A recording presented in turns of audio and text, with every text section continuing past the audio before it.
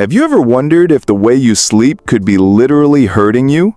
We're not talking about bad mattresses or the lack of an orthopedic pillow. We're talking about something more subtle and more dangerous. The way you position yourself at night, combined with everything you experience during the day, stress, pressure, mental rush, is creating the perfect environment for your spine to silently protest until it can't take it anymore.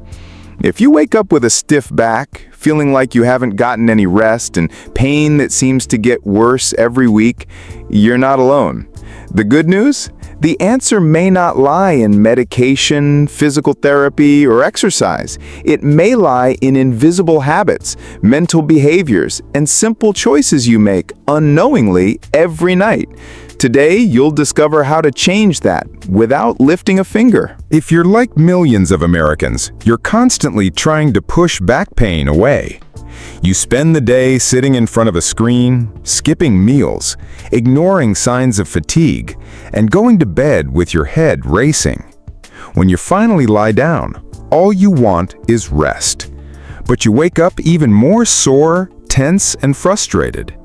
What you may not yet know is that this chronic pain, especially the kind that appears in the morning, may have nothing to do with injuries, hernias, or getting older. Often, it's the result of emotional and mental habits silently accumulated over time. Today's video is an invitation to look at this pain with new eyes. We're not going to talk about exercises or medication. We're going to talk about the invisible habits your body has learned and that are hurting you. Habits that start long before you lie down in bed and continue while you sleep. You'll understand how your mind, your emotions, and even your choices before bed are directly affecting your spine, and what can be done to change this without physical effort, with more awareness and care. Now let's look at everyday habits, those that seem harmless, but which combined have a direct impact on your spine. For example, how many times have you worked from the couch with your laptop on your lap? Or answered emails lying in bed with your head propped to the side, slightly crooked? And what about your cell phone, scrolling through your feed, lying on your back, with your shoulders hunched and your neck bent? That's right. The problem isn't the device itself, but the automatic position your body adopts without thinking. And when these positions become routine, your spine pays the price. In the modern lifestyle, especially in the United States, where working from home has become the norm and everything revolves around productivity, it's easy to ignore your body. Breaks disappear, the couch becomes a chair, the bed becomes a desk, and tension builds up. And since no one teaches you to pay attention to these small details, pain appears as a late sign that something is wrong. It's not laziness, it's overload. And most of this overload starts with unconscious choices, like where you sit, how you hold your phone, or how much you ignore your body's signals. Correcting this doesn't require physical effort, but rather awareness. Now we need to talk about something no one directly associates with back pain: your emotions. Feelings like stress, guilt, frustration, and anxiety don't disappear simply because you closed your laptop or turned off the light. They settle into your body, literally. The spine, shoulders, and lower back are areas deeply connected to the autonomic nervous system, the one that controls the fight or flight response. When you live in a constant state of alert, your muscles remain tense even when you're still. And this isn't psychological, it's physiological. Many people report that pain worsens on the hardest days, or when they sleep poorly, or after an argument. This happens because the body absorbs these emotions as if preparing for real danger. The problem is, this danger never goes away. It's present in deadlines, bills, worries about children, and incessant thoughts. In the United States, this culture of getting it all done and not showing weakness intensifies this process. Your body then becomes a battlefield, tensed from within even while you sleep. Recognizing this is the first step to relieving pain, because sometimes your back isn't broken, it's just carrying more than it should. You don't need to change your entire life to start relieving back pain. Small, conscious adjustments to your daily routine can make a real impact. For example, adjust the height of your screen. If your laptop is always lower than your eyes, your neck and cervical spine are constantly straining. A simple support, like stacking a few books or using an adjustable stand, can change that. Another powerful practice, intentional pauses. It's not about stopping to stretch, it's about interrupting autopilot.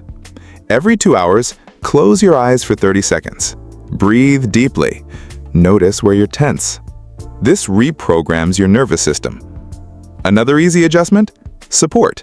Use a pillow behind your lower back while on the couch, or a footrest if your chair is too high. None of these require physical effort, but they teach your body that it can relax. In a fast-paced lifestyle like the American one, where everything is multitasking and productivity, these micro gestures are ways to restore security to the body. Because easing pain doesn't start with big changes, it starts with the simple act of realizing you have a choice, even in the details. Now, let's move on to what many completely ignore, the power of the mind over the body. Simple techniques of body and mental awareness can alleviate deep pain without any movement. One of them is the body scan. Before bed, close your eyes and bring your attention to each part of your body, from your feet to your head. Just observe. Where is light? Where is heavy? Don't try to fix anything, just acknowledge. This in itself reduces the nervous system's state of alert. Another powerful tool is conscious breathing. Inhale slowly through your nose. Hold for a few seconds, and release slowly through your mouth. 3 cycles are enough to reduce muscle tension.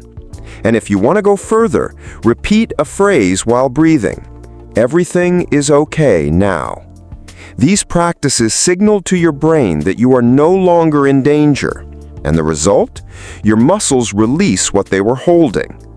In a country where stress is constant and pain is almost normalized, like the United States, these techniques are more than relief.